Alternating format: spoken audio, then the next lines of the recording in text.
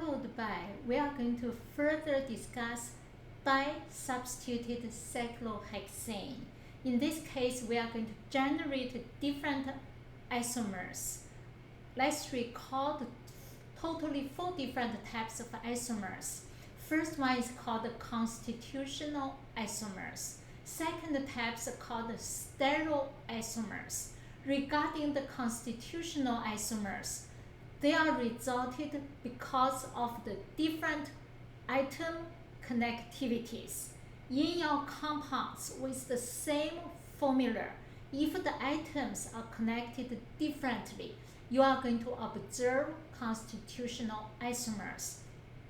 If you have the isomers, they have the same formula, the same connectivity, but different spatial arrangement of your atoms. This way, you are going to create or generate stereoisomers. Each of the constitutional and stereoisomers, they are going to have different types of the isomers under each subcategory. So first one about your constitutional isomers, you can have coordination isomers and also linkage isomers. Coordination isomers occur when the composition of the ions of the compounds are the same, but you have different ligand and different counter ions. They are going to switch positions. You call the coordination isomers. The second types of constitutional isomer is called linkage isomer. Linkage isomers occur when the composition of the whole compound, which are the same, but you have some ligand with the different donor atoms. If the donor atoms are different, you are going to see the linkage isomer. For example, in this example, so you have 2 different isomers. They have the same central element. The other ligands, they are also the same, but one of the ligands which involved in NO2. So if you have a nitrogen which is serving as your donor atom, so you have one isomer. This isomer called nitroisomer. On the other hand, your single bonded oxygen can be also acting as the donor atom. In this case, you have nitritoisomer. So 2 of them called linkage isomer. Regarding your stereoisomers, stereoisomers are the compounds which have the same atomic connections, but spatial different arrangement of their atoms. You also have 2 types of stereoisomers. One is called geometric isomer, also called cis-trans isomer. Another type of isomer is called optical isomer, also called enantiomer. This cis-trans isomer occurs when the atoms or groups which are either arranged in the same side or the opposite side of your central atom, or the carbon-carbon bond which you are focusing on. For example, I have a 1,2-dimethylcyclopropane. If you arrange 2 methyl substituents closer to each other, you call this isomer cis isomer.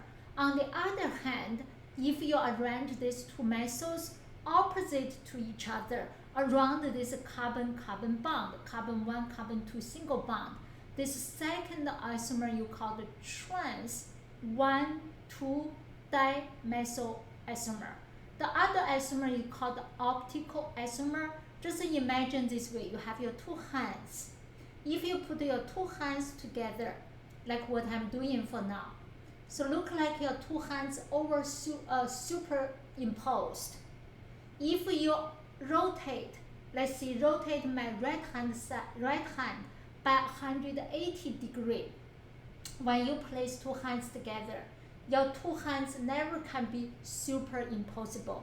Therefore, you obtain the enantiomer or optical isomer. Optical isomers or enantiomers are the non-superimposable mirror image of each other. In your chapter 7, chiral molecules, chirality, we are going to further study these optical isomers. So there is two examples about the cis-trans isomers. One is cis-platin, second one is trans-platin. So if you place the chloro identical ligands, you put your identical or similar ligands adjacent to each other. You can also place them opposite to each other. In this case, you receive cis and trans isomers. It's very commonly known this cis-platin are the anti-tumor agents. On the other hand, this trans isomer does not show any anti-tumor effect. So that's why the cis-trans isomers are very critical for us to understand. And there's another important point for us to understand is about the stability of the different isomers. If you have a stereoisomer such as this 1,2-dimethylcyclopropane, you have cis and trans isomers. You may have a question for yourself, which of the two isomers is most stable, or which one has higher energy? You are going to use the heat of combustion for each of the isomer to measure the stability or reactivity. For your cis isomer, you see you have much higher heat of combustion, meaning this cis isomer is less stable. The reason for this cis isomer have a higher energy is the van der Waals strain. Two methyl groups that are closer to each other, resulting in the crowding effect. So the crowding destabilizes the structure stability, and due to the van der Waals strain, also van der Waals strain called steric hindrance. This again is about the stabilities. So let's working on another example, which is a disubstituted cyclohexane. You can have 1,2,1,4 substituents. Let's take 1,4-dimethylcyclohexane as example. If you draw a structure, you can draw cis and trans structure. Usually we are going to use the Ch3 position, Ch3 conformation to represent the cis or trans structure. For example, you use this Ch3 position, you can put your 1,4-dimethylcyclohexane. You place two methyl groups. One is on one's position, another one is on the fourth carbon position. Place each of them in the cis position. So one axial, another one equatorial. Similarly, you can put the number 1 carbon in the equatorial, number 4 in the axial. These two different cis conformations, actually they have the equal energy. The reason is one methyl in axial, one methyl in equatorial, they are having the same effect, meaning these two cis conformations, they have the same energy, same stability.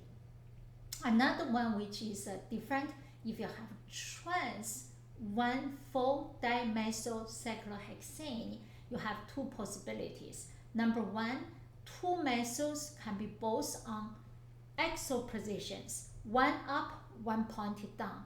And the two methyls can be also on the equatorial positions. So one from left to the right, another one to the right to the left. So you can have two different conformations.